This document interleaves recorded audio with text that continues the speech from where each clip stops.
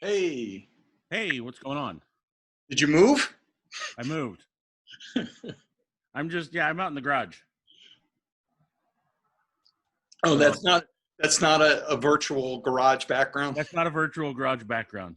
Oh, and I'm testing my new mic, my other mic. I bought two mics at the same time. And this one, well, I bought this one first actually, and it was taking way too long to get delivered. So I ordered the other one. And then like a week after I got that one, this one showed up and it sat in the box until last weekend. Wow, I'm very And impressed. You didn't return either one.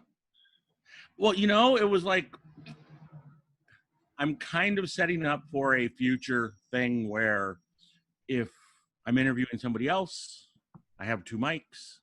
I was interested in seeing which one had better sound or if they're virtually the same or whatever. One is a Blue Yeti and this one is a Rode.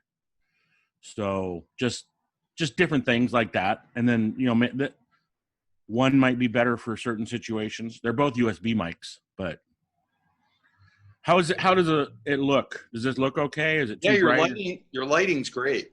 Okay, because it's natural. It's just coming in from I have the garage door open, Okay, yeah. I but remember. also it might get loud. So if the mic's picking up too much noise, let me know. I can always go inside.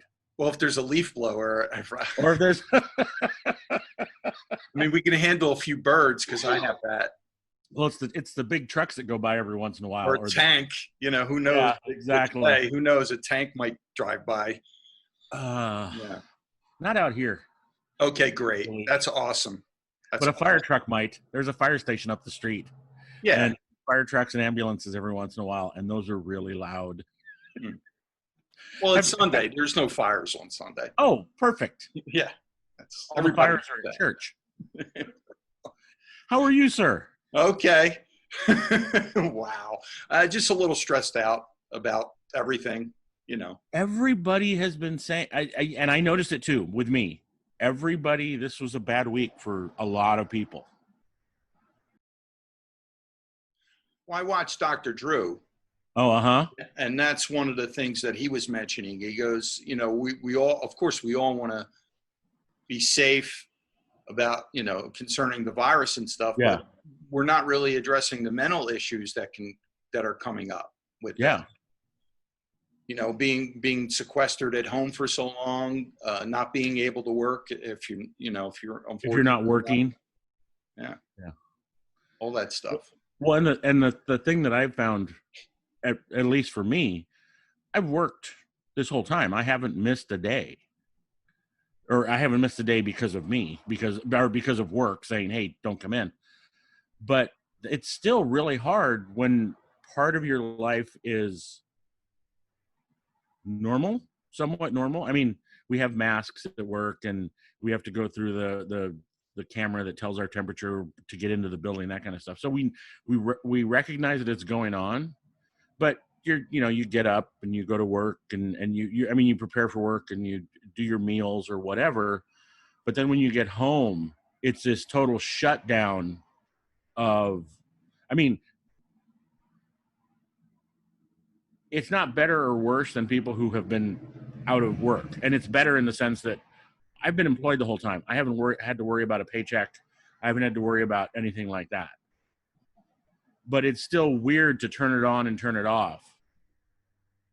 And when you turn it off, like when I come home and turn it off, sometimes it's fine. But sometimes I get in that weird mode where I'm like, I just sitting here and I'm watching TV and I don't realize that I'm getting anxious. I don't want to say depressed, but I'm getting anxious and I don't know what it is until I recognize, like, oh, you're sitting at home not being social and you're not even thinking about being social. Right. You're just sitting here. Because you can't. Because you can't. Yeah, you can't be social. Well, I did have a moment on Friday. It was an unfortunate reason. My mom's cousin, so my cousin, however removed that is, her husband passed away. He was 83. He'd been in bad health for a while. So it wasn't anything related to the COVID-19, or I don't think it was. And so they had the wake the viewing and the wake on Thursday night, but they were limiting it to 40 people. And he grew up in this area. I mean, there could have been 400 people there for all I know. And so I didn't rush home from work because I didn't think I'd make it in. But then they had a barbecue at the house for family on Friday afternoon. And I told my boss, I said, hey, if it's cool, can I leave a little bit early? So I left work a little bit early, and I got over there, and it was, I mean, literally, I was related to everybody there. But there was 30 people, 40 people there, and they barbecued, and I didn't want to not be there. But I also was like, okay, I had my little bottle of hand sanitizer, and I walked in wearing my mask, and I walked out wearing my mask. But in between, you're eating and you're talking, and it's family, and you want to comfort them. So there was some half-hearted hugs. There were some full-on hugs. Some people were just like, they went in for it. But there were some just like, put your hand on a shoulder or just kind of, knuckles. That was my mom's one cousin. He's an interesting guy. I like him a lot. But he was like, he walked up and he's just like, he put the hand out, knuckles like this, and we just did that, and he's all okay. So, and he's in his 70s. So, that's cool. Yeah, it was. Heck, my mom's aunt and uncles, two of her an aunt and an uncle were there. They are both in their 90s. And you're just like, wow, is this a good thing for us? Yeah, I mean, like, this is, but it's family, and it's also their choice too, Yeah, exactly. Oh, yeah. And if you can't get together to say goodbye to somebody, it's tough because some people haven't been able to. Mm-hmm. I know. I've heard those stories as well. And so I'm just like, anyway, yeah, it's affecting everybody. And this seems like one of those weird weeks. White Cat Entertainment, the new one that Chris Mancini started, he did one. It's like, it's called What Are You Watching Now, I think, or What Are You Watching? Right. It's behind a paywall now. Right. Well, the first episode was not behind the paywall, and it went out on the old stream for Comedy Film Nerds. So I listened to that one, and that was Neil and Chris. And then they said it was going to go behind a paywall. And that's just audio? Right now it is, yeah. Okay. Or as far as I know, it is. I don't know. They could be recording them and putting them up somewhere, but I didn't. I know All Things Comedy is still a thing, and people are still recording there. Yeah. Do you know who Eric Griffin is? Yeah, I know who Eric Griffin is. Okay, yeah, because he's part of that family. Oh, is he? All Things Comedy? Yeah, All Things Comedy, and that's where his podcast comes out of. He's recording at home now. He's not doing studio stuff. But I think Sean Conroy was recording at their studios. Oh, wow. Until he couldn't. Yeah. So he released something. It's called Sean Conroy Gets Happy. Oh. And it's just about him addressing his mental issues or really? Depression and just trying to get happy. And he had a lot of comedians on. Greg Barrett was on. Oh, wow. Nice. Jen Kirkman. Cool. And some other people from the Long Shot podcast. Eddie Pepitone he had on. That was fun. Hey, did you listen to any of the Dark Horse podcast? No. Okay. Like I don't know it, that I know the name. I don't know that I listened to any of them. I don't think I did. I probably would have come up. But. Well, that's the podcast I suggested. It's the one with the two professors. They're a couple. Oh, no, I haven't listened to it yet. They're a married couple. And the last two episodes were really good because they delve deep into, what's going on around the country politically and that type of stuff. So it's a more serious podcast. Okay. I'll definitely try and check it out this week. So remember where you're at. Just let me say this. And I know I'm defending myself for no reason. I found I have less time to listen to podcasts now. I didn't realize how much I drove around on the weekends and listened to podcasts. but now I'm just driving to work and I'm just driving home. And then I do very little extraneous driving on the weekend. I was driving around easily 3 hours a weekend and listening to other podcasts because I'm having trouble staying up with my normal listening right now. Right. Because you're actually, Yeah. And I don't usually listen at the house. I just sit down and watch TV. It's easy. But I guess I need to start listening offline because I don't need to watch as much TV as I do. Yeah, I listen and watch in the morning, like when I work out. Mm-hmm. And, when I'm taking my shower, I switch from YouTube TV, and then I have my little phone that I use that I downloaded a bunch of stuff. Yeah. And then I'm fortunate enough at work when I'm working solo that I can listen to YouTube during work. Yeah. So I get a lot of listening in during the day. But there's still stuff that I want to listen to. Another podcast I wanted to bring up is it's called Without a Country. And it's with two comedians, a man and a woman, and one is Joe DeRosa. You may have heard of Joe DeRosa. I know Joe DeRosa, yeah. Okay, and Corinne Fisher. And Corinne has a very popular podcast. It's called something like Men We Fucked. Men who what? Men We Fucked. There's no secret about the content. Nope. Right. There's no clever name. It's pretty straightforward. But what they do on their podcast is they'll take current news stories, and give their take on the stories. Oh, okay, interesting. So stuff that happened that week, or relatively within 2 weeks, because they always want to work. They always want to talk about stuff that's current. Right.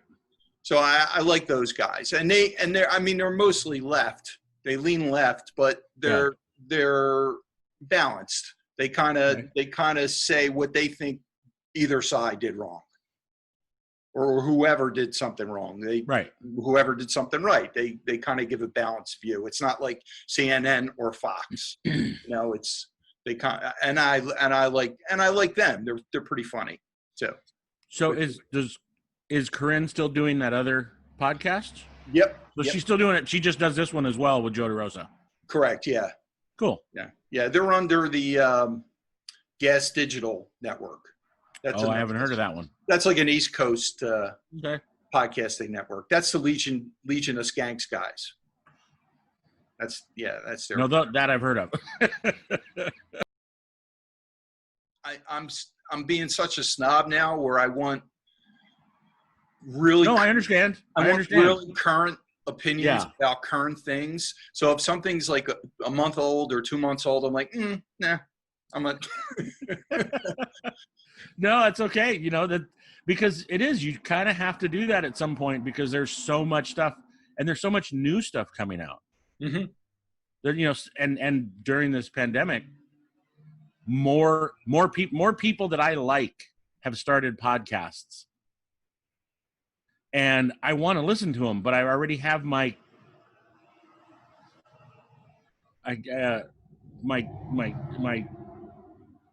wow, blanking on a word completely. Your dance card's full. My dance card's full. There you go. We'll go with that. Your rotation of podcasts. Yeah. With that. Okay. So I was trying to think of the word. No, it's stable. The stable of podcasts. And the only word that came to mind was harem. And I'm like, it's not a harem. It's nothing like a harem. I like harem more. I have a harem podcast. My harem of podcasts. We'll have to start. We'll bring that word back. He's crazy talented. It's amazing between the art, the drawing, and the music, and he sings and he writes. He was talking about this last week. He was talking about. You remember a sketch that Mike did on the show years ago, Books by the Pound? It was one of the little interstitial commercials that they did. And it was like I think it was a Christmas thing. And it's like, come down to Crazy Al's Books and buy Books by the Pound. I don't remember that one. Okay. I just remember Misfit Toys. Yeah, that's always one of my favorites too. Yeah. Well, Mex brought up about Misfit Toys too, but he brought up about the books by the pound and how it started out as it wasn't related to the show. It was before the show, actually, because Mex and his wife do a party for the UN of Evil and friends basically every year. And since like 93, I think he said, and they send out these crazy invites. And one year he did a CD. And so Mike happened to be in town and they were writing sketches for this CD invitation to the Christmas party. And I think that's where he said that Island of Misfit Toys came out of that.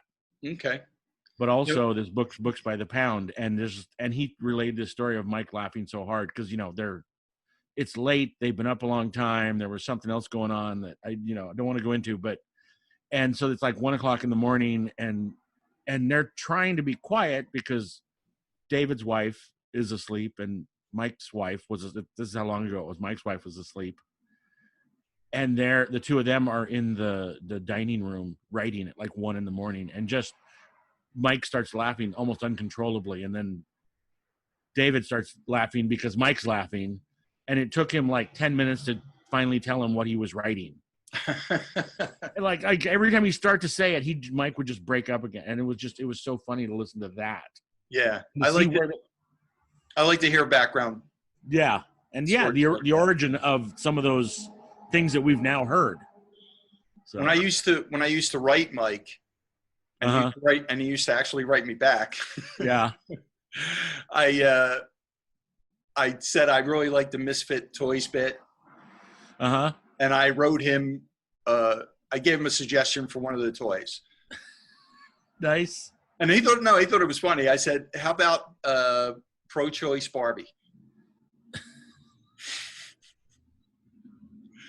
And I don't think he was being nice. I think he actually was funny. Yeah. Oh no, I think he enjoys humor, but he's like a lot of people in that industry. He definitely you kind of gotta catch him right. There's another level of it, and you seem to have that sensibility. Mm-hmm.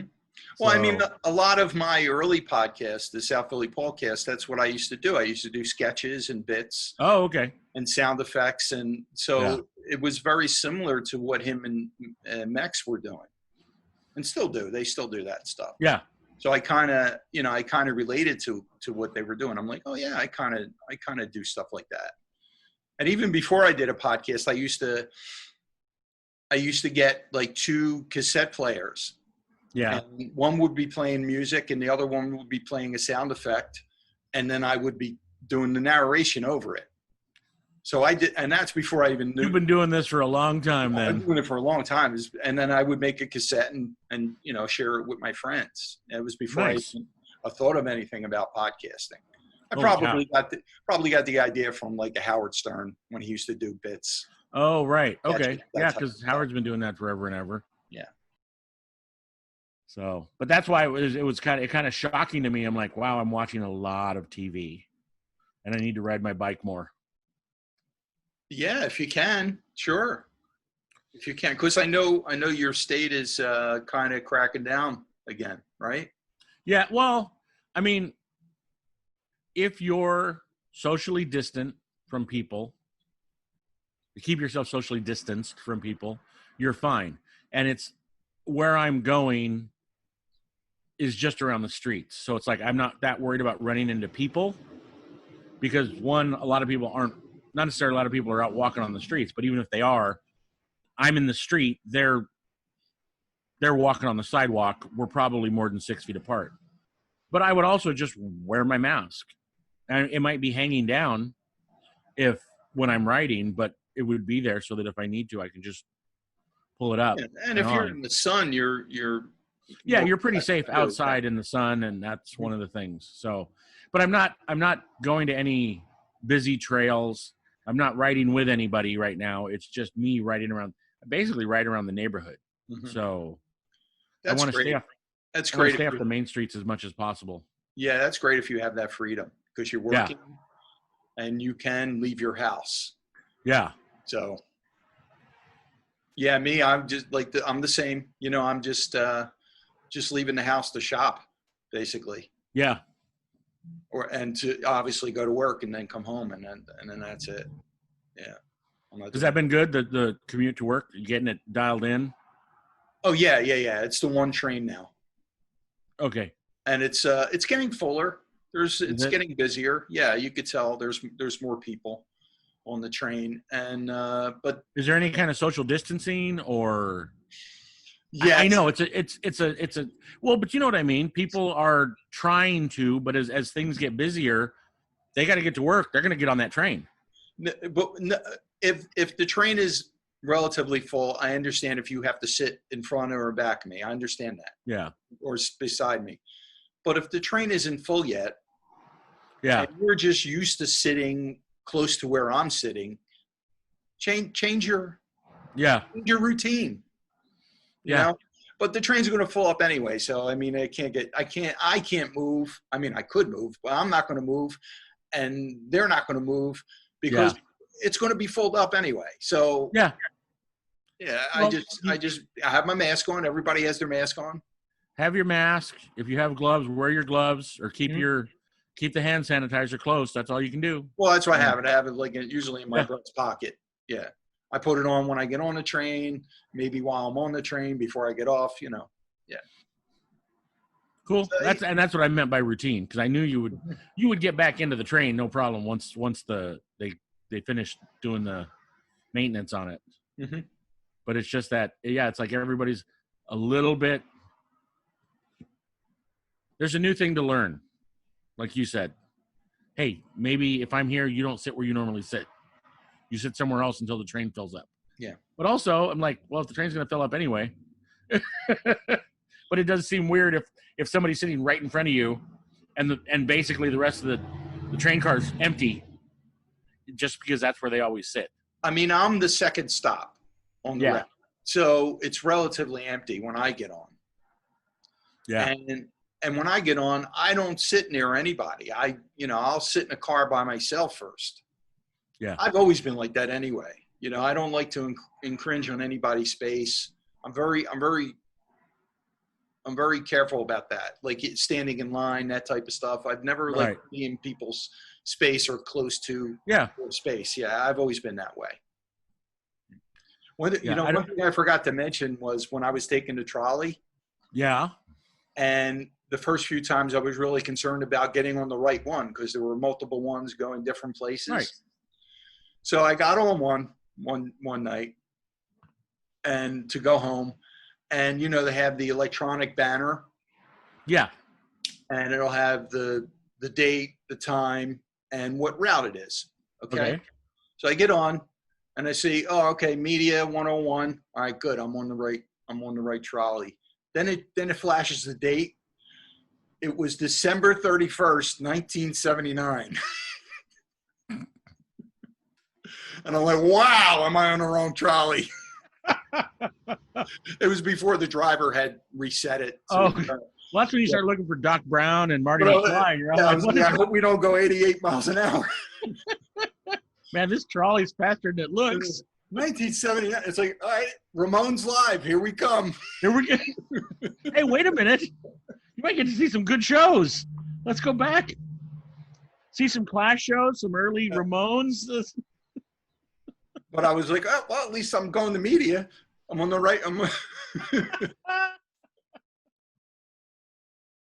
I wanted to ask you about comedy movies.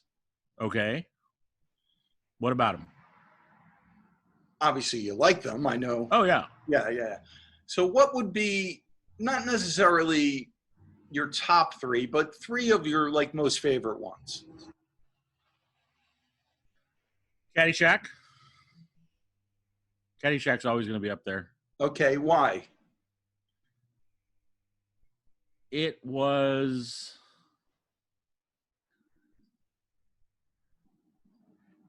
because it was ridiculous, but actually funny. I think there was some good stuff in there that it was a Saturday Night Live guys. They were always pushing the envelope. in a certain way, and it wasn't always funny, but you know, that movie kind of pulled a lot of stuff together, and I think Chevy Chase and, well, the caddies and Chevy Chase and Rodney Dangerfield, that whole thing, versus the I can't think of the actor's name. All I can think of was Ted. What? Ted Knight. All I can think of was Ted Baxter. I was like, that's not his real name. You got a half right. Yeah, and his and that side, and just the juxtaposition. You know, the Reverend when he goes out playing golf in the rain and with Carl, and then he gets struck by lightning, and then he's like, then he changes his whole demeanor, and I just thought I liked that. I liked a lot of that comedy of just, yeah, I don't know why, but I liked that. That was such a classic. And maybe I was the right age too when I saw that, because I don't think I saw it in the theaters. I don't remember if I saw it in the theater, but I think I already knew it. So it was one of those movies that I think I saw in the theater once and enjoyed, but I was probably too young to really understand a lot of it. But then when cable TV came along, when we first got cable TV, that was in high rotation. So then I probably watched it 5 or 10 times on cable. And so now I'm 3 or 4 or 5 years older, and I'm starting to get more of the jokes, and I'm like, oh, that's what that means. And so that's part of it. Yeah, and a lot of those scenes are still funny. Oh yeah. It's still built up in a lot of ways. Like you'll see a comedy and it's like, oh, you're expecting that joke and you've seen it before. Rondi's still hysterical in that, and Bill Murray. So what? So let's dance. All the one-liners, and a lot of them were written by him. Oh, were they? Yeah, not so much improv, but it was jokes that he wanted to. Oh, right. He have in the movie. And that's cool. The director agreed. Yeah. Yeah. Like all the interactions between him and Ted Knight when he's at that party. Yeah. You must have been something before electricity, all that stuff. How'd you like to earn $20 the hard way? Did you get a free bowl of soup with that hat? Oh, look at his hat. You get a free bowl of soup with that hat? Oh, it looks good on you, though. Right. Yeah. Well, the expressions, yeah. Give me a box of the naked lady tees. Well, you're definitely a fan. So. Oh yeah. Who do you like more in that? Do you like Bill Murray more, or do you like Rodney in that more? I don't know. That's not an either or for me. That's like they're so distinct in what they're portraying. I mean, I don't necessarily know what Carl is supposed to be in society, if that is such a thing. But that character is just hilarious.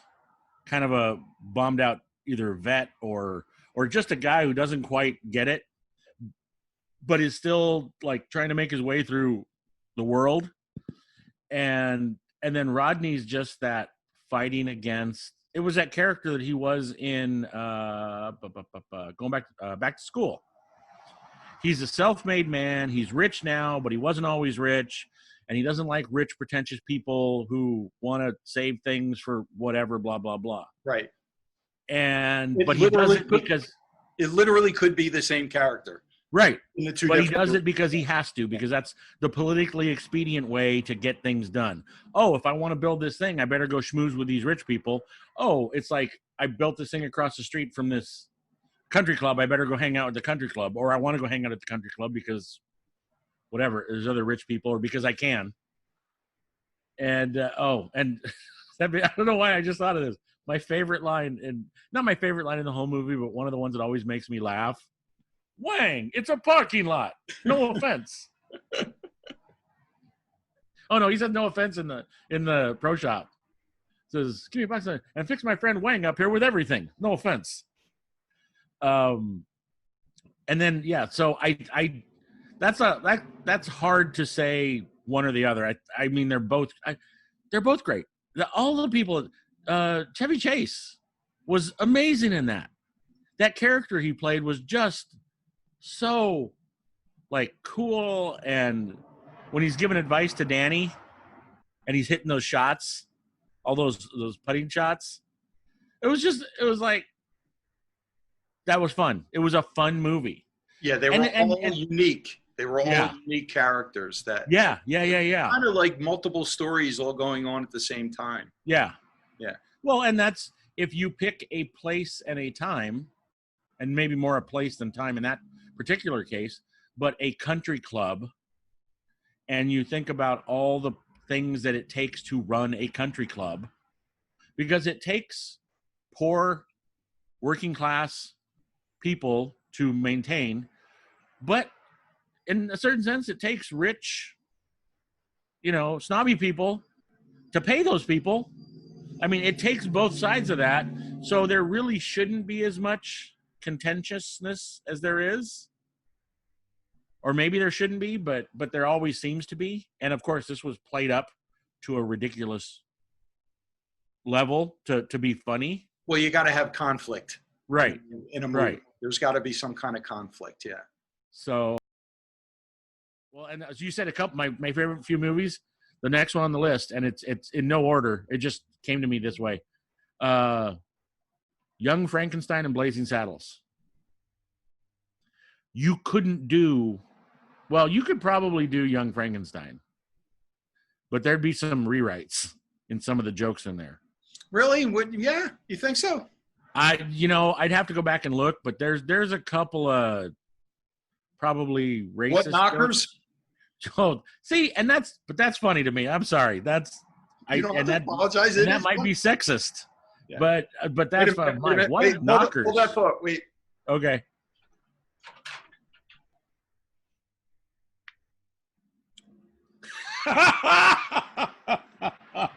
That's awesome. That is absolutely awesome. How? Mel, to me, Blazing Saddles is one of the greatest comedy movies in my lifetime. There's probably other stuff that if you go back that's really, really funny. But to me, that was one that you can't do it now because of the sexism and the racism and I don't think you can get away with it. It would take a particular, I don't know. H.Y.P.E might be able to do something like that. Oh yeah. H.Y.P.E could do a type of movie, but I don't even know if he could do a Blazing Saddles.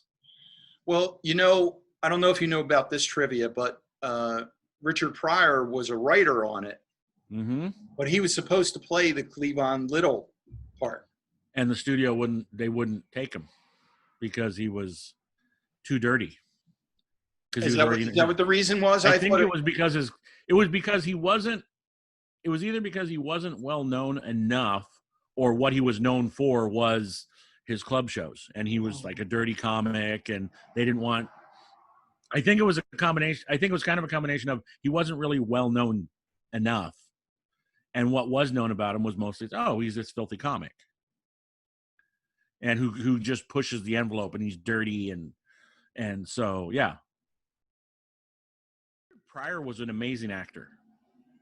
He did some amazing parts in some movies. I can't remember the one where he was like a stock car driver, and I think that was I can't remember the name of it right now, but I think he was really good in that. He was really good in everything he did, but it was just different things were asked of him. But when he was asked to be dramatic or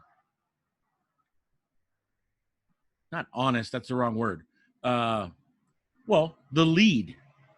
When he was asked to not just be funny, like Silver Streak, some of those movies that he did with Gene Wilder, he was just being asked to be funny. I mean, yeah, he was a lead, but it was the farce of it, maybe and there's an ironical thing to Blazing Saddles that I don't know if his character would have been portrayed the same way as Cleavon Little portrayed the character. And I liked Cleavon Little. I thought that portrayal of Sheriff Bart was the right temperature, whatever you want to call it. It definitely worked. I'm just saying it would have been a different. Oh, yeah, it would have been a different movie. It might have been a darker movie. It might have been a darker, funny movie. Oh, his portrayal would have been different. I don't know. Right. I mean, if you had all the other parts in place, it wouldn't have been that different, but it would definitely had a different dynamic. And yeah, yeah. Oh, yeah. Well, and I like to think of it as too. If you don't have a black writer in that writer's room, how mean are some of those jokes? Although from what I heard, and this might be a total rumor, but the white writers wrote a lot of the Bart lines, and Pryor wrote a lot of the white townspeople lines. Yeah, I never heard that, but yeah. And so, and it doesn't make any sense, but I know that I heard it somewhere one time, and I was like, well, that doesn't, how does that? So whether that's true or not, that's up for to figure out. Also, funny's funny. Yeah, well, funny's funny, but it's, at least now, in today's climate, you have to be aware of the optics as well. Mm-hmm. I think Mel Brooks is funny. I don't think Mel Brooks hates anybody. In that way. So I think when he makes a joke about black people or Jews or Native Americans or whatever, he's doing it from the side of, this is how I grew up. This is what was always funny. This was, it's a stereotype. He's making fun of stereotypes. He's making fun of stereotypes as much as he's doing the stereotype. But is that fair? Is that the right thing to do? I don't know. In today's climate. In 1973, it was fair game, and he mastered it. I still think Blazing Saddles is one of the funniest movies. And I think I told you about this. My ex-girlfriend was 12 years younger than me. And is 12 years younger than me. She's just my ex-girlfriend now. She's not she's not an ex-person. She's just my ex-girlfriend. And she's 12 years younger than me, and she was a teacher. And she was raised a certain way. I don't want to get into that. And so she had never seen it, which makes sense because I saw it when I probably shouldn't have. I was 8 or 9 when I saw that movie for the first time. I saw Deer Hunter when I shouldn't have. I know that feeling too. Okay, yeah. But so she had never seen it, but now she grew up in a certain way, and then now she was a teacher, which has a certain thing. And I think she was just starting her 3rd year of teaching when we started dating. And she was over at the house one time, and we were like, "Oh, well, let's watch this movie. Oh, this movie's great." We were with my folks. I was still living with my folks at the time, and I said, "Okay, this is going to be a little rough because of all the diversity training and all the training that you go through to be a teacher and the kids you have to deal with on a daily basis, all this and that. But just kind of, if you can, just kind of let that go because this was made at a different time." I mean, literally, my dad and I are laughing out loud. My mom's giggling, but not like my dad and I. And she's sitting there with a horrified look on her face for the first 20 minutes easily. And I think I finally paused it and I said, "Okay, I get it. I do. Is this offending you? Do we need to stop?" And she goes, "No, but why is that funny?" I'm like, because it is. He's not making fun of black people. He's making fun of the stereotype of people making fun of black people. And he's doing that for the white people as well as, and the Chinese people and the Jewish people. He's pointing it out. He's not the one creating the stereotype. He's pointing it out. And by the end of it, she was smiling and laughing a little bit. But I think it still traumatized her. So, and she was 26 years old. Or no, she was probably older than that by then. She was probably 27 or 28 when she saw that. But, she hadn't been exposed to that kind of humor, that kind of comedy. Mm-hmm. And she was very much a product of her time. Mm-hmm. What I always ask is, well, what did she find funny? At the time, I don't know. When people are offended. You'd have to ask her. Which comedian? Okay. All right. Well, I mean, you had a relationship, so I figured you might. Yeah. No, I mean, I'm trying to think. Well, because it wasn't. It's weird because it was sometimes it was hard to get that kind of information out of her. Mm-hmm. Now, to be fair, I may have been an asshole and made fun of her when she answered things like that I asked her. And I'm trying to think if I was or not, but I always thought it was funny that we were 12 years apart in age and we had totally different experiences. So sometimes when things would come up, I'd say, oh, you don't know anything about this, or who do you like, or whatever. She wasn't real forceful about like, hey, I want to go do this. I want to go see this concert. I want to go. Occasionally stuff would come up, but one of the things that she and I both liked was the band Train. That's one of the things we talked about when we first met. We both liked a couple of songs, and she's all like, oh, Train. I couldn't remember the band Train, and I couldn't remember the songs, and she's all saying the songs. I'm like, oh, I like all those songs. Yeah. It turns out I like Train. He has a great voice. He really does. So we went and saw him a bunch of times, and I think we saw him 2 or 3 times in concert, like at a bigger venue, and then we saw him once or twice at smaller venues around LA, which was great. Like saw him at the House of Blues one time. Like, I mean, right there, they're 20 feet from us. So that was kind of cool. And yeah, listening to him sing was kind of crazy at that close range. So, but comedian, like, I think, and not because I'm overbearing, although I can be. I think I directed a lot of, or I feel like I directed a lot of that because she didn't want to drive. For lack of a better term. I mean, it's like, hey, you want to go do this thing this weekend? Okay. Hey, you want to go see this comedian? Okay. Hey, where do you want to go to lunch today? I don't care. Mm-hmm. And sometimes it annoyed me. And might be one of the reasons that we ended up breaking up is I probably annoyed her because I would sometimes get mad at her for being that way. Well, some people aren't really music fans and aren't everything. That's why I said, hey, do you want to go see this comedian? Hey, do you want to go see this musician? Hey, do you want to go to lunch? Or just, I'm serious. Hey, let's get something to eat. Where do you want to go? That's what's making me laugh, that you are serious about lunch. That's funny. No, I mean, well, no. Yeah. You make every decision in a relationship. Mm-hmm. You make every decision in a relationship. How are you going to feel? And you're trying not to be that guy. There are plenty of people in this world who would make every decision in a relationship and never even give a second thought about the other person. That's not me. Right. You want to feel like you're. I want to feel like I'm in a relationship. Yeah, and you're enjoying stuff together.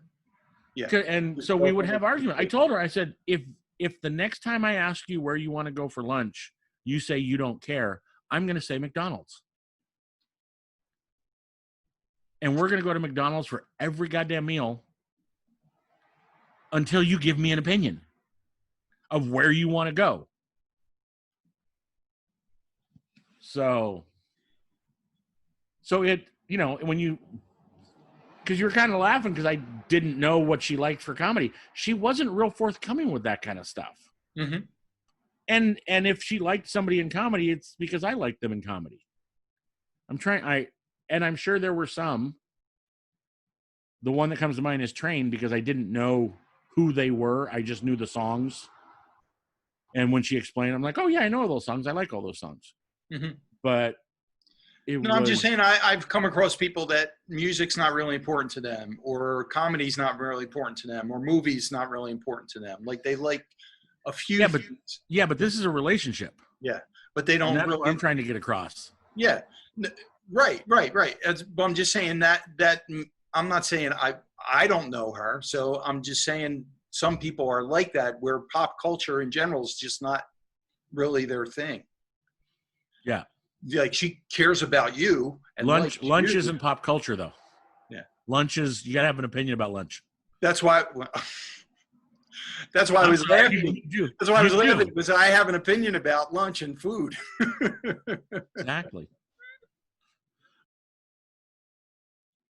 It's yeah. Well, getting back to the movies, History of the World is my favorite Mel Brooks movie. Is it? That's my favorite one. It's great. Even over Young Frankenstein, because I just love all the cameos in it. Yeah. Yeah. So, well, and I liked all those. I remember seeing those movies when they came out. I remember seeing History of the World. I remember seeing Blazing Saddles. I remember seeing Silent Movie. You know, Mel was on a tear there in the early to mid 70s. And High Anxiety. What's that? High Anxiety. Yeah, exactly. That was the other one that I was trying to think of. Mm-hmm.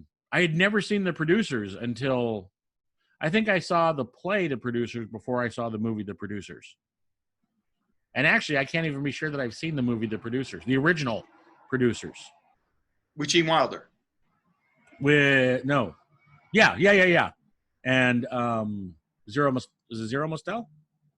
Yeah. Close enough. I've seen parts of it. I don't know that I've seen all of it. Because didn't they remake it? They remade The Producers, right? As a movie? I don't know if they remade it as a movie. I know it became a musical. Right. And I saw the musical. I didn't see the musical, but I've seen the original film a bunch of times on TV. I need to go back and watch it just to make sure that I've seen it, because yeah, it's pretty amazing. Dick Shawn. Yeah. I'm sorry. Oh, Dick Shawn. He's forgotten, but yeah. He's forgotten, but he's such a great actor and just a great funny guy. Mm-hmm. So anyway, yeah, I don't know. What were we talking about? Favorite comedies. Oh, so, and then the other one that I would put in the top 4 or 5 is, I forget about History of the World, but History of the World, there's some great sequences in there. Just, there's a guy at work that we say a line from that movie every time we see each other. You know what it is? From History of the World? Count the Money?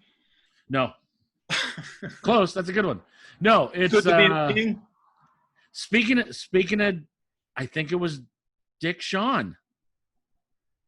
Was it Dick Shawn? Give to Oedipus.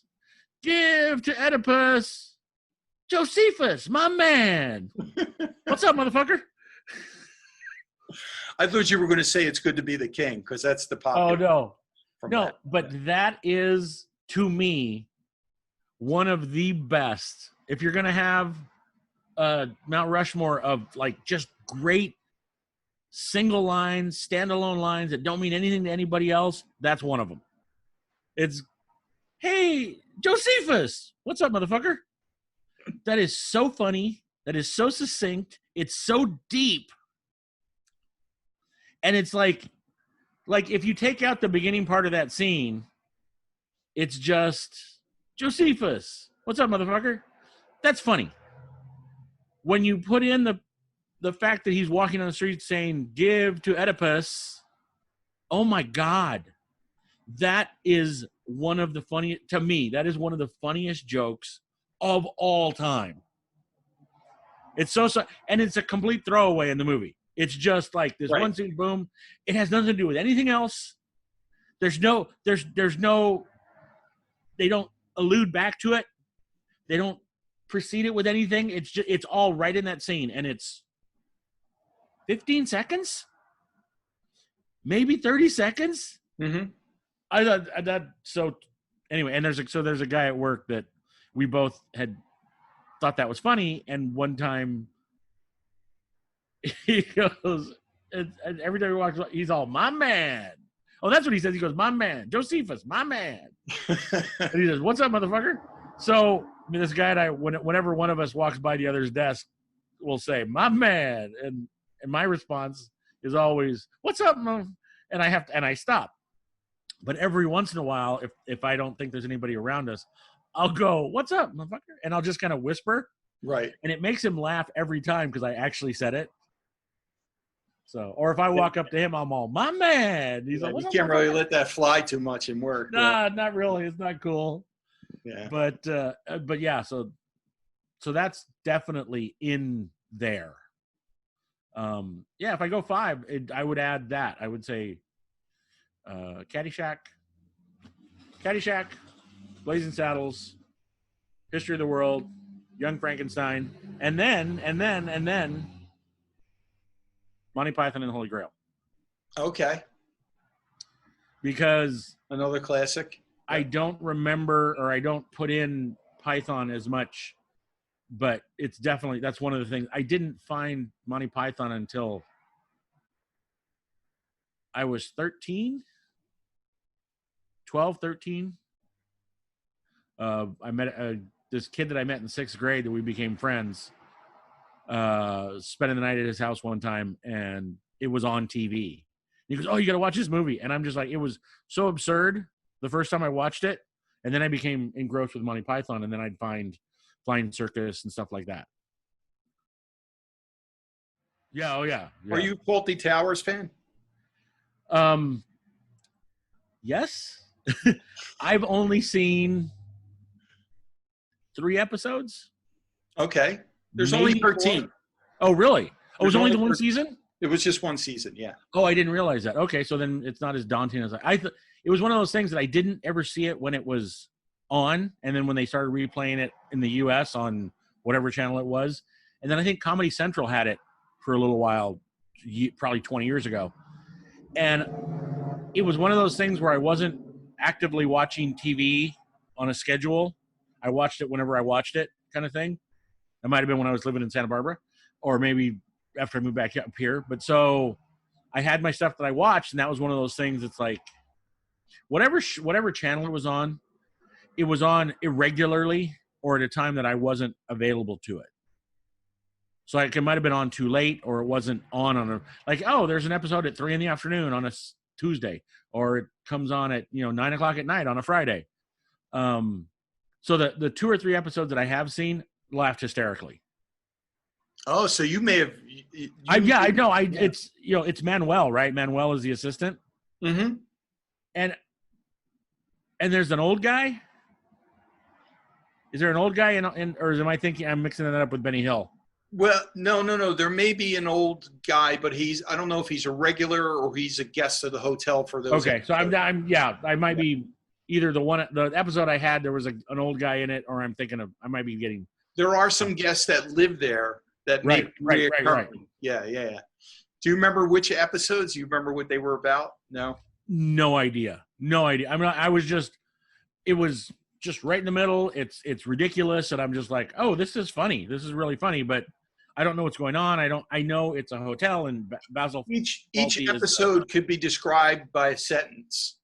Oh, really? Okay. Like the German episode, or the Germans episode, where Germans came to visit, and he got hit on the head by a giant moose,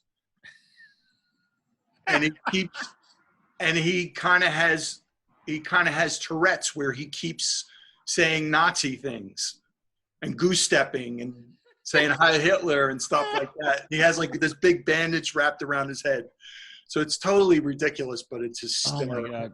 I'll have to find those. If it's only 13 episodes, I could probably watch it in an afternoon. That's it. 13. Yep. Because,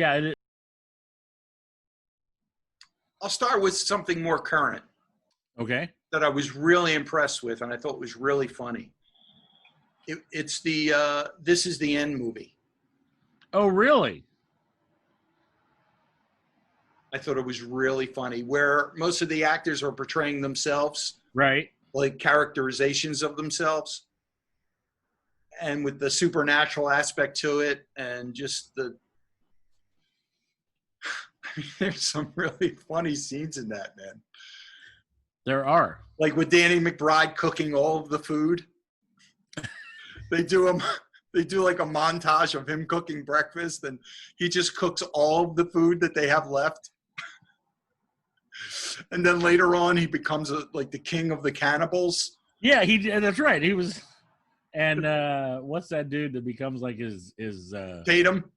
Yeah, Channing Tatum. Like his slave. That movie was funny. I enjoyed that. I haven't seen it in a long time. I should go back and watch it. Oh, dude, I really like that movie a lot. It's just full of, because they're portraying themselves. Yeah. And exaggerated, like it was a Michael Cera was such a like sleazebag. Nobody liked him. Nobody liked him, and it's just like they played a total opposite, or they played an exaggeration of a stereotype of themselves. Yeah. Because wasn't it Jay Baruchel that he comes to town to visit Seth Rogen, or was it the other way? Yeah, he comes to town. And he goes, "Hey, we're going over to Franco's," and he's, "Oh man, it's like Franco didn't even like me." Yeah, right. Who's the woman that kicked in the front door and she's a badass? The woman from Harry Potter. Harry Potter, yeah. Oh, it is her. Yeah, I'm trying to remember her name right now. I'm trying to blank And they were all having a conversation. All right, let's discuss the elephant in the room. About raping her. What are you talking about? Who even thought about that? He goes, "Hey, look, I'm just trying to be honest." What was Craig Robinson's thing? He wanted the candy bar. That's what it was. Okay. He wanted the Snickers bar. It was, oh God. He's one of those guys that I didn't watch because I didn't watch The Office. I don't think I was introduced to him, and I hadn't followed his comedy before that. So the little bit I knew about, because The Office was such a juggernaut, the little bit I knew about him, I'm like, oh, this guy's funny. And then all of a sudden I see him appearing on some of the shows, and he's playing music and he's being funny. I'm like, who is this guy? He's freaking awesome. And then the few things, Hot Tub Time Machine, and then This Is the End. And I'm just like, he's great. I need to go back and watch The Office. Yeah, he's funny. He puts you in a good mood. So, yeah. Another one I really like is I don't think it's that well known, but it was with Samuel Jackson and Eugene Levy. And it's called The Man. And Samuel Jackson is like a federal agent? Correct. And they're surveilling somebody? Or did I kind of know, did it come out in like the late 80s, early 90s? No, it's not that old. It's not that old. Okay. It's in the 2000s. Yeah. Oh, okay.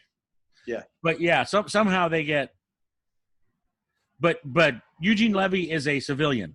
Eugene Levy is civilian. He sells dentistry equipment. And somehow he gets mixed up with Samuel Jackson because Samuel Jackson thinks he's a gun runner somehow. He just happens to be in the same diner that they're meeting. Oh, okay. I know of it. I've heard of it, and I've just never seen it. And since Eugene Levy made contact with the bad gun runner guy, yeah, Samuel Jackson is forced to use him now because he made the contact with him. Oh, okay. And they're just such opposites. Oh yeah. The movie's funny, but there's one of the funniest scenes I've ever seen in any comedy where he brings Samuel Jackson with him to the meeting. Yeah. And the guy goes, well, who the hell's this? He goes, this guy, he's my bitch. Tell him. You're my bitch. Gotta tell him. And Samuel Jackson's like this. Is that true? Are you his bitch? Tell him. I'm his bitch. Dude, it's one of the funniest things. Dude, if you just Google that, it's great. Okay. I will take a look because that sounds funny. It's just Samuel Jackson playing it totally straight as a badass. And Eugene Levy being Eugene Levy, like, dorky and goofy and trying to put on this bravado. He does that well. Yeah. Okay, so that's 2. I've heard of it. I just haven't seen it. I've heard of The Man. That's one that's not well known, but yeah. All right, here, I'll go back to Rodney. Easy Money. I need to go back and watch that one because I think there was a lot of funny stuff in that, but I think I was mad by the end of the movie, by how it ended. You were mad? Explain yourself, sir. Okay, so I only remember. I mean, I haven't seen this movie since it came out in the theaters. I saw it in the theaters. Isn't the whole premise is his mom or aunt or somebody passes away? His mother-in-law. His mother-in-law passes away, so they're supposedly going to get an inheritance, and then I don't even remember what they're going through, or is he being an asshole because of the money, or is he trying not to? He has to clean up his act. He has to stop smoking. Oh, that's what it was. Yeah. Yes. And then it turns out she's not really dead. Way to spoil it, Bill. It's a 40-year-old movie. Well, it's a 30-something-year-old movie. Right. If you haven't seen it by now, tough. Yeah, and I think I was pissed. I was like, that's for fun. him, for his character. I was like, man, fuck you, bitch. Don't tell me how to live my life. And I was just, and so it was funny and it was great and all, but I don't think to me, it wasn't a great movie. And so it kind of went out of my head. Okay. But I could be misremembering it. It could have been a great movie. And it's been so long since. I mean, Joe Pesci is really good in that. Oh God, Joe Pesci's in that? That's his buddy. Yeah. Oh God. I don't think I remember. I definitely didn't remember that. And then there's all the other friends that are character actors that you'll. Are they? Okay. Yeah. Well, see, and that's the thing. It's like when you say Easy Money, that makes me think of Back to School, and I love Back to School. Mm-hmm. And maybe that's my frame of reference is I loved Back to School the first time I saw it, and so Easy Money seemed like because I think Back to School came out first.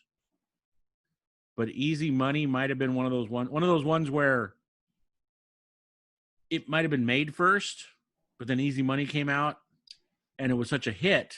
I just vaguely remember Easy Money being first, but Oh, maybe it was. Maybe it wasn't, and maybe it was one of those things where it's like Rodney wasn't quite as big in acting, and I don't like. You know what? And I'll stop talking just because I don't remember the movie well enough. Well, no, because everything I have is a 40-year-old memory of, 35-year-old memory of this movie. Mm-hmm. And the one that I remember is the one that I remember loving, which was Back to School. And you've seen it more often. And I've seen it more often. And I think I saw it first. If Easy Money came out first, I think I saw Back to School first. And I went back and watched Easy Money.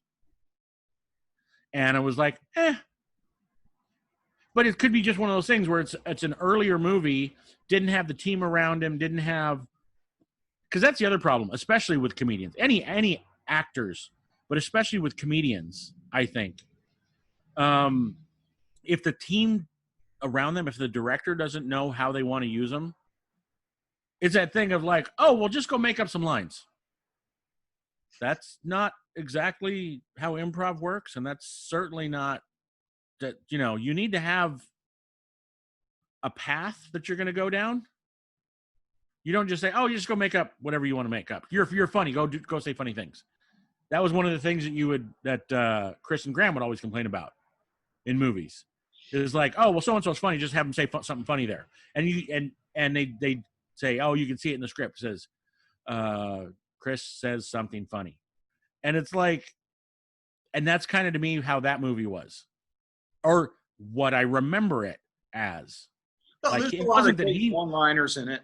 it wasn't that he wasn't funny and the people around him weren't funny. The cohesiveness of the whole movie, what isn't. But again, I haven't seen it since it came out. So, well, there's the whole side story with his daughter getting married. Don't even remember that. Yeah, and he's I think he's Mexican. Oh, is he? Okay. He was a comedian. Is he? Yeah, and they didn't really play too much on the racial thing in it. I mean, they hinted at it, but it was funny. It was funny. Isn't there? They live in like a row house, and they're in the backyard, and there's like all the other backyards. So I remember parts of the movie, but it's not. It didn't stick with me. I'll have to go back and watch it if it's one of your top ones. Like I said, I'll have to go back and watch it and revisit it. I've seen it a bunch of times. Yeah, I remember. See, that's me in Back to School. I love that movie. And I love Back to School too. Yeah, I just love Rodney. Rodney, what a just a guy who couldn't make it as a comedian or whatever he was doing, just working hard but not quite getting the limelight, and then all of a sudden changing everything when he was like, was he 42, 44? No, I was older.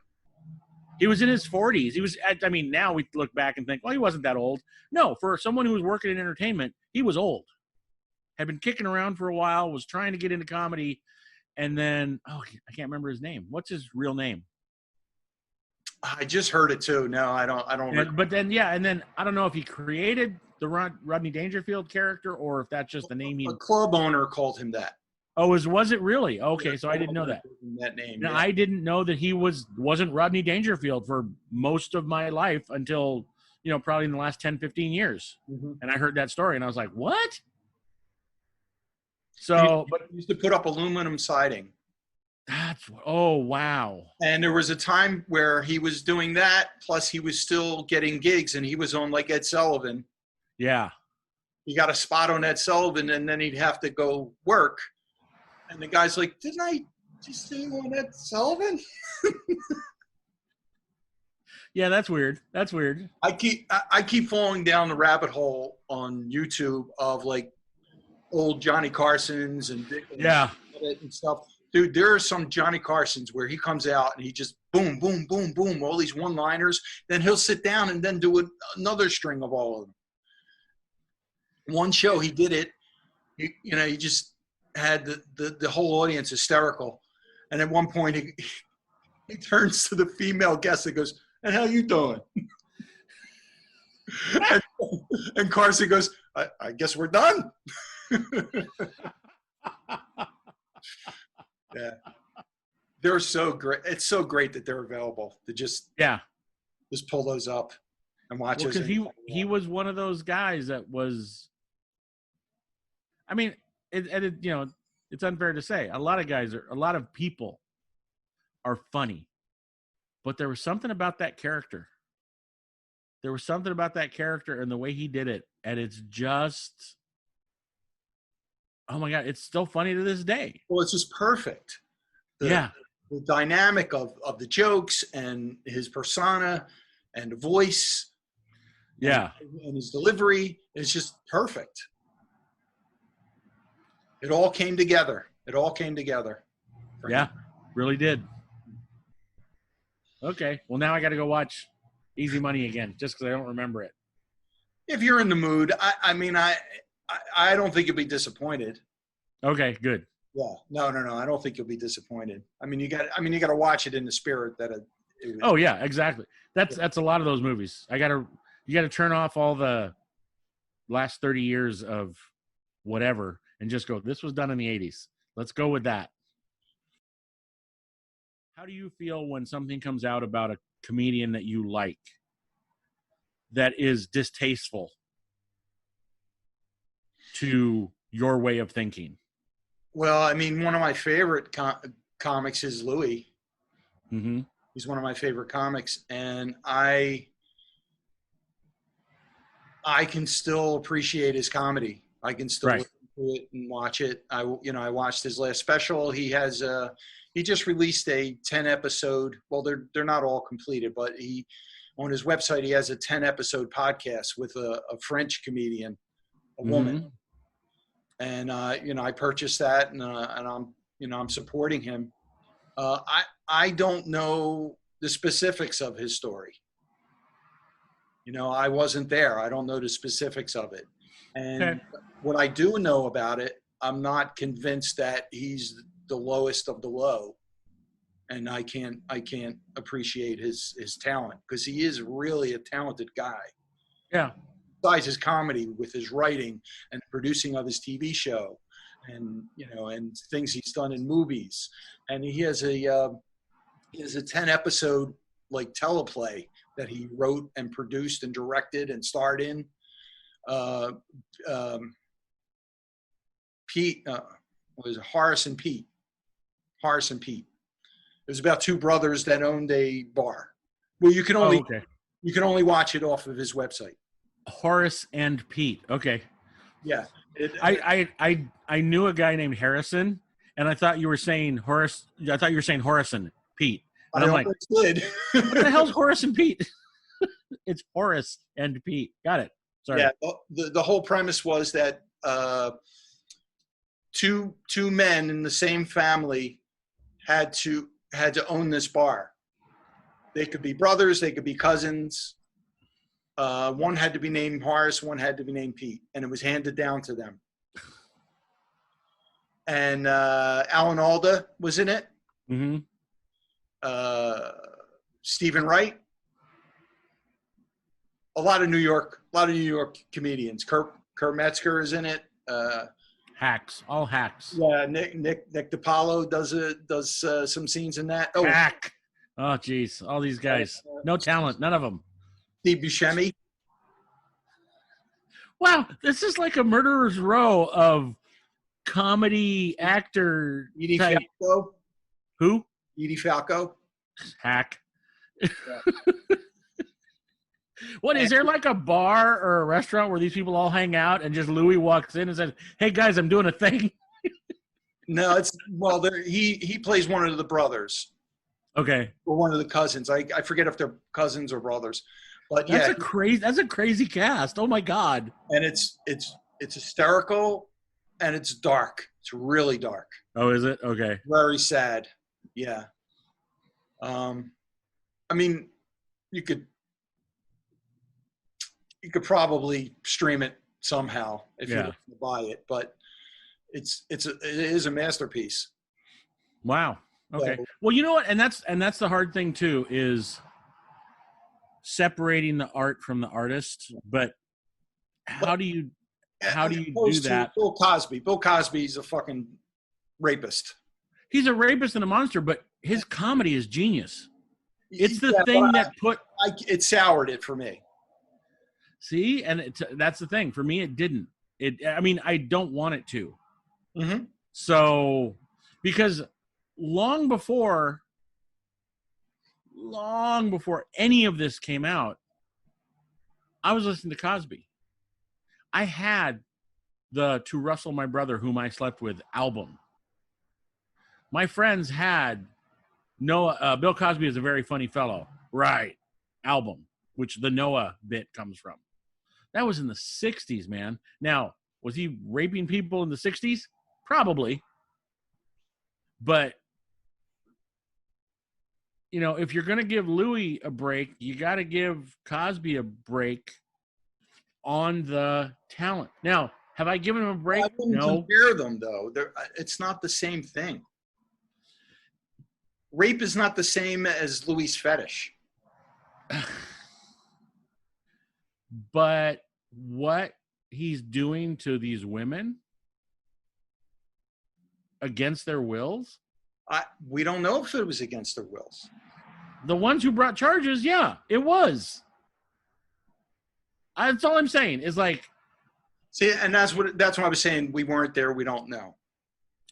My interpretation is that he requested, he asked, they said yes, but now they're saying, or it's related as them saying yes under duress. because of his power position. Yeah. Which could all be true. But I can't, I'm sorry, I can't compare that to Cosby drugging a woman and taking advantage of her unconscious. I'm sorry. It's not, to me, it's not the same thing. To me, you know, I understand there's women being disgusted. Yeah, no, I don't want to watch you do that. That's really not my thing. And maybe complaining about it and stuff, but I can't compare it to Cosby. I can't. Well, but it's a level. That's okay. So here's what I'm saying. You're grading the level of outrage. And to me, it's just the outrage.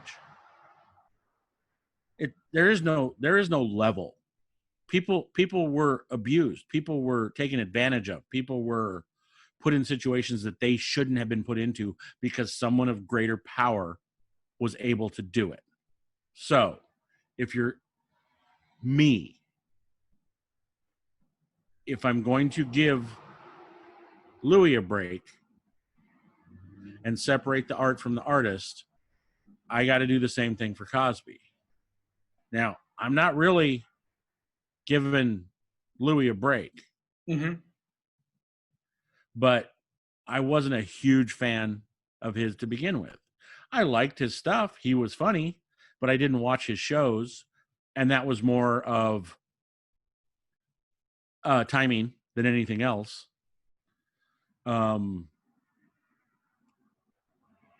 It wasn't on at a good time for me to watch his shows. You know, that's all. And Cosby is the one that I've lived with my almost my whole life, and it's hard to give that up. But I don't want to give him a break either.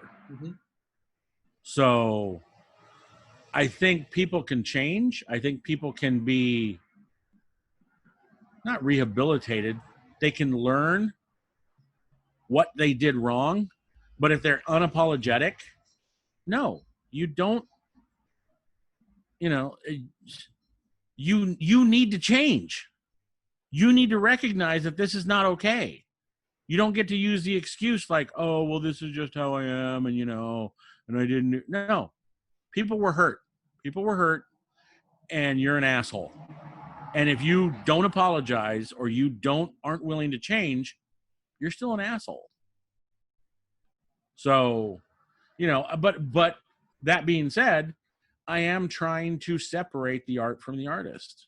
Because if you go back in history, how many people did amazing, wonderful, great things? And if you look at them, not even through our lens, if you go back to their time and look at them, some of those people were amazing assholes. But it doesn't mean that they didn't do great work. So from that standpoint, okay, I appreciate what Louis does on the creative side. It's not enough for me to go seek it out. If it shows up, I'll sit and watch it. But I'm not going to go pay $10 to watch it. Okay. Cosby the same. It's like those early albums were amazing. Bill Cosby himself still stands out as a great hour and a half of sit-down comedy, not even stand-up comedy, or sit-down comedy, of mastering that form. And if it comes on, I might watch it. Am I going to pay to go see that? Or am I going to pay to buy, you know, to support him? No, I'm not. That's not going to happen. But I'm also not going to say that those albums and that special were not groundbreaking. So I guess that's my thing. Yeah, I understand that. Yeah. Okay. Cool. So no visit this week, huh? No little pop in from our friend. Oh. Uh-oh. Let me tell you, sir. No, I've been fortunate enough, but I am prepared. Okay. Oh, that friend. No, I meant I am ready for action. All right. So they must know then I'm not messing around. Wow. Somebody's getting all serious and crap. That's right. Flying insects. This is a replica. Is it? Okay, good. Of a John Wayne plaque. Oh, really? Him with a watch and a spittoon, whatever. And it's not real. Okay. Just so you kids know, I shouldn't have said that out loud. I guess I could use it like this for that would be better. For the wasp. For the wasp. Yeah, I think he's still alive. He's still alive. I hope you threw that trash can out. You put it in the trash can. You should. Dude, I took the towel, threw it in a trash bag, took the trash bag out to the dumpster. Soon as good. Yeah. Oh no. Yeah, he's probably still alive out there. But you'll recognize him if he comes back. Well, ready. If any of his friends want to visit. All right. I was not talking about that friend. I was talking about our friend Aaron, though. Oh, no, same thing applies. I'm ready for her to. I had no idea she was so threatening. She was sent the invite, and yeah. As far as I know, I didn't get a response yet. So, dude, she is so busy. Oh yeah. With trying to run that business. Yeah, since work is going for her. Yeah, unfortunately, no, I didn't get a response. And today is the first time I reached out to her. So, yeah. Oh, okay. Kind of short notice. No worries. All right, this or that. Let's do it. Let's do it. All right. Move my gun.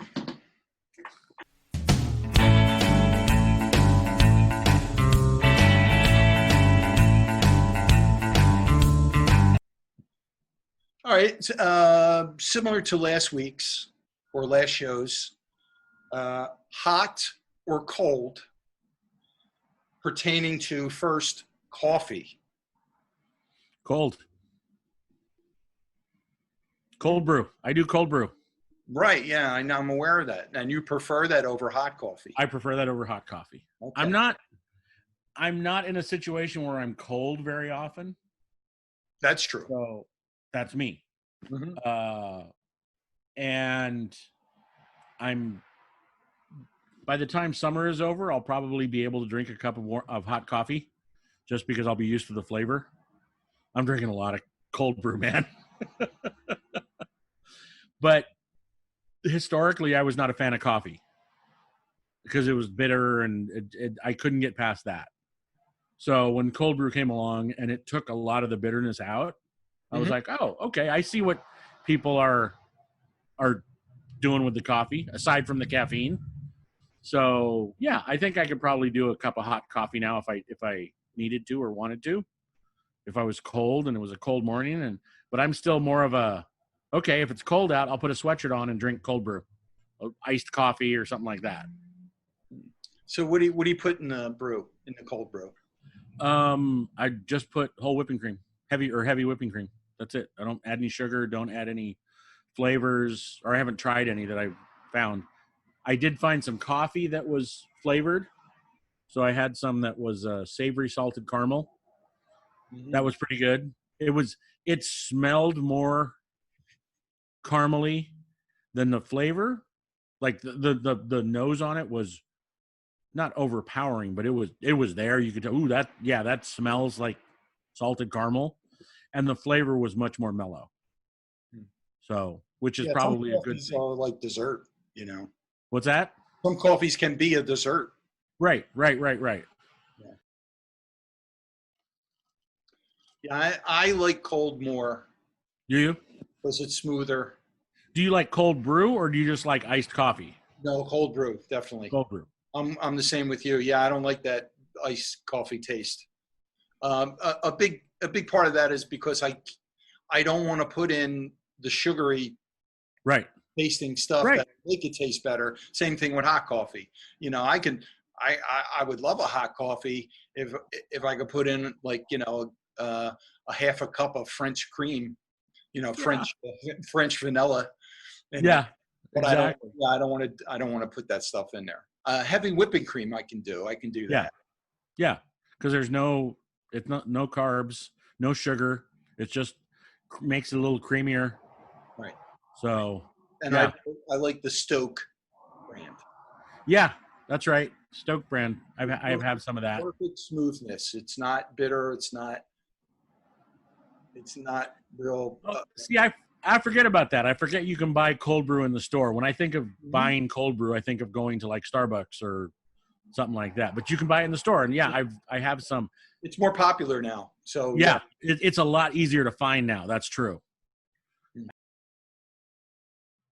All right. Okay. Sticking with the same theme, hot or cold pizza.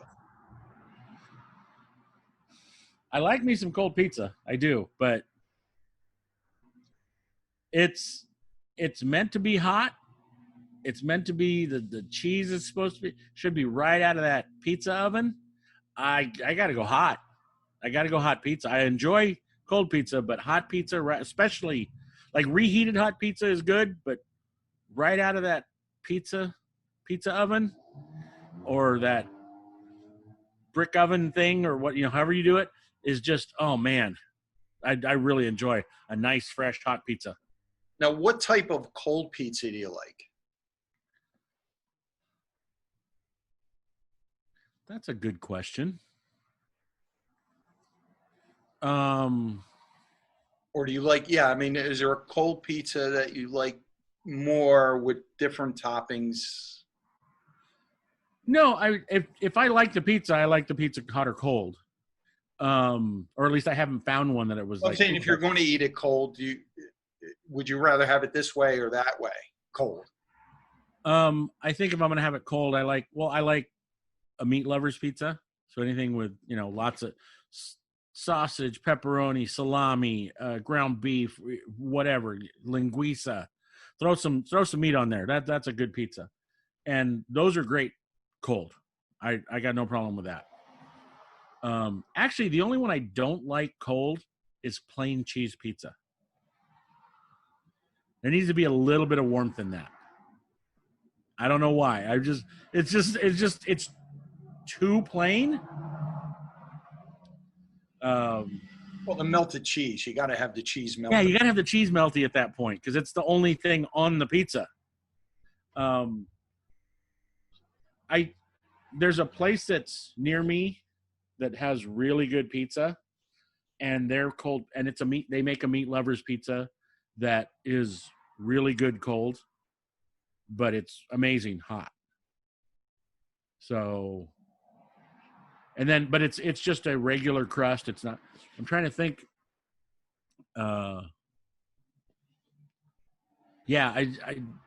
had like, what is it, deep dish, like a Chicago style or something, and it's a crazy amount of bread.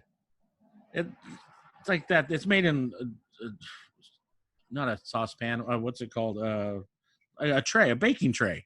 Mm-hmm. Yeah, crazy. It's deeper, right? Yeah, it's deeper, and that is not so good cold because at that point it's just bread. It's cold. It's cold bread with a little bit of stuff on top of it. Mm-hmm. So that not so much. But yeah, pretty much any regular crust or thin crust pizza is good cold. But again, it's supposed to be hot. It's supposed to be right out of that oven. That's still the best.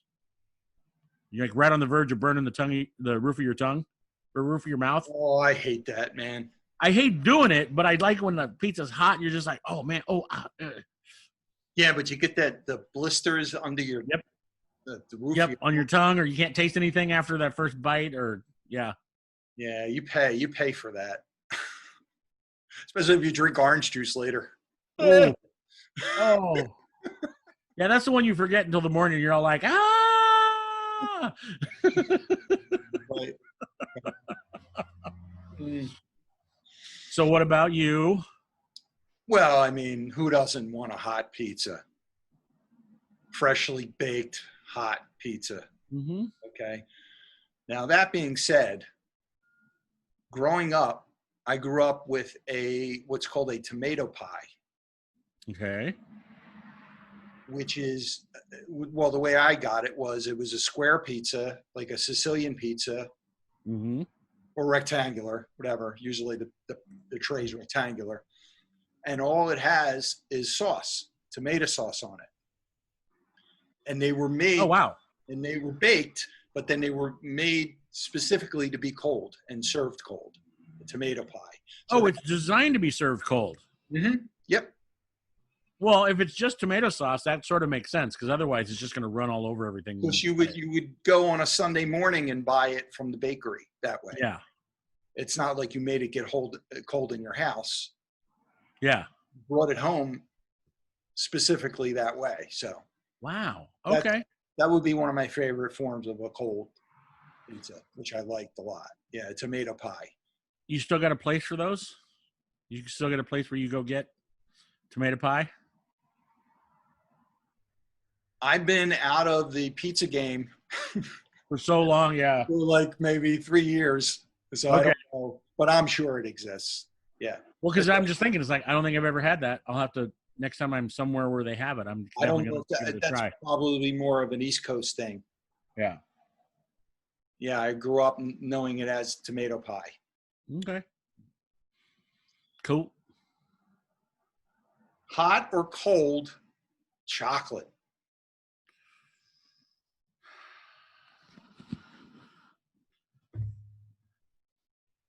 Unless you're talking about actual chocolate bars, I'm going to go hot. I'm not. I'll drink. Beverage. What's that? You're talking about the beverage? Yeah, okay. Yeah. I'm not a huge fan of chocolate milk for some reason. I mean, it's okay. I'll drink it, but it's not the thing. I would almost rather have a cold glass of milk, just regular milk, than a chocolate milk. So for me, it's hot chocolate. I'm going to say hot chocolate with the whipped cream on top. Okay. How about marshmallows? Like marshmallows in it? Marshmallows are good. I'm not a huge fan of them from the sense of I like when they melt into the chocolate, but you got to let it melt. So now you're not drinking the chocolate. You're just waiting for the marshmallows to melt. And I'm not enough of a fan of marshmallows to wait. That's why the whipping cream, though. Put that thing on top and then let the whipped cream melt. And then you get that first taste and you get the little frosting mustache from the melted whipped cream. And then you mix it up and it's nice and creamy and yeah. I like more of a cold. Do you? Okay. Yeah, more of a cold chocolate milk, especially if I can have it with like a pretzel. Really? Pretzel. Yeah. Oh, interesting. All right. Yeah, the chocolate. Kind of a combination. It's not like it's a refreshing drink. Okay.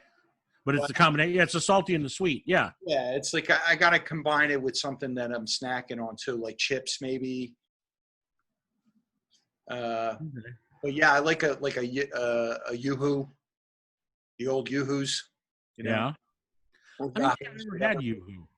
What was it? I don't think I've ever had Yoo-hoo. Yoo-hoo, yeah. That's old school, man. Old school. Well, and we had I don't know if I ever had Ovaltine. I remember Ovaltine when I was a kid. Mm-hmm. We always had Quick, Nestle Quick.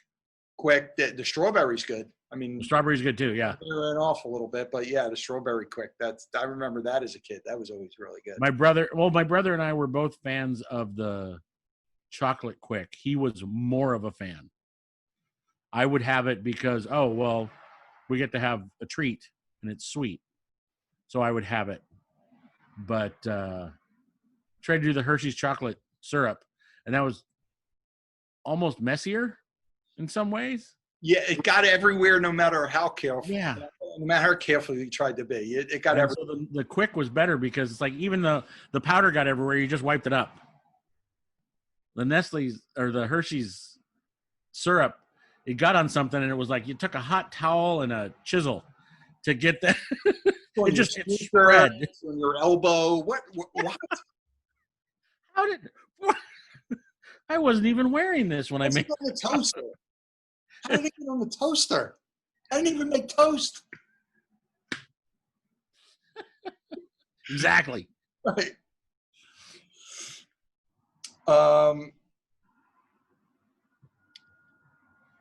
Body wash or bar?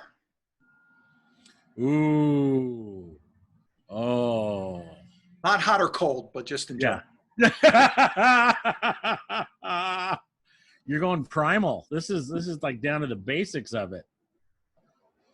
Man.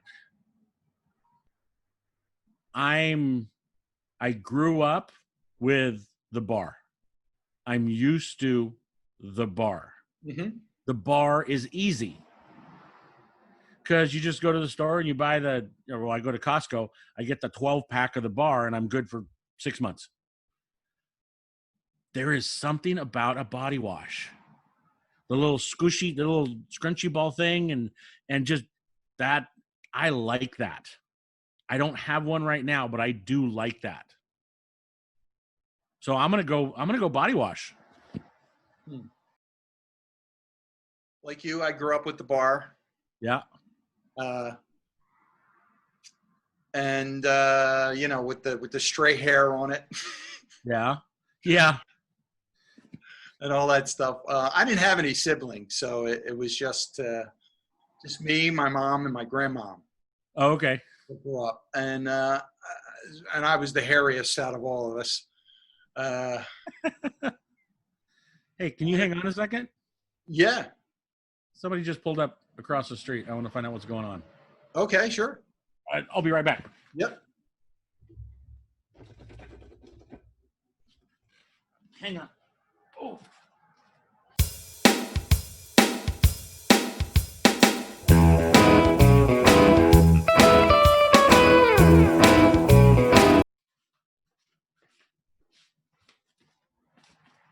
I apologize. Somebody's here looking at my motorcycle. I might sell it. Hang on. Oh, dude, you want me to go? Yeah, you know what? Let's call it for today. Yeah. Okay. That's cool. And I'll. I got more than enough. Okay. Cool. I just wanted to talk to you for a minute, but I guess we can't really now. Contact me later or call me on the phone. The guy's here looking at this motorcycle. I got to talk to you later. Okay. All right. Bye. Crazy, you're serious. But all right. Okay. Good luck. All right, thanks. Bye. All right. Bye.